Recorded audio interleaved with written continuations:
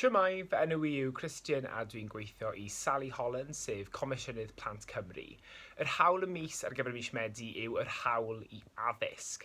A dyn ni'n gwybod bod y Covid a'r cyfnod clo wedi achosi llawer o newidiadau'r ffordd mae pobl yn cael mynediad at addysg. Ond dros yr misoedd yr wythnosau diwethaf, dyn ni'n gweld plant a phobl ifanc yn dychwelyd i'r coleg ac i'r ysgol.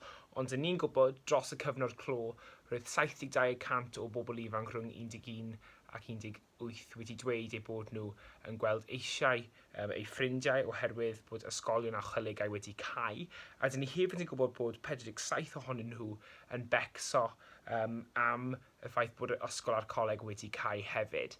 Felly, eich sialens ar gyfer yr hawl y mis Medi yw i feddwl am eich hawl i addysg a sut mae hwnna wedi cael ei effeithio trwy dychwelyd i'r ysgol neu'r coleg neu brentisiaeth. Ac yna i feddwl am yr hawliau arall fedrwch chi gael fynediad ato trwy gallu mynd nôl i'r llefydd hynny. Falle mae'n gallu cwrdd gyda ffrindiau eto, neu falle gallu mynd i glybiau ar ôl ysgol. Unrhyw beth o ran eich hawliau i addysg a sut mae dychwelyd i'r ysgol neu'r coleg wedi galluogi chi cymryd mantais o'ch hawliau. Diolch yn fawr.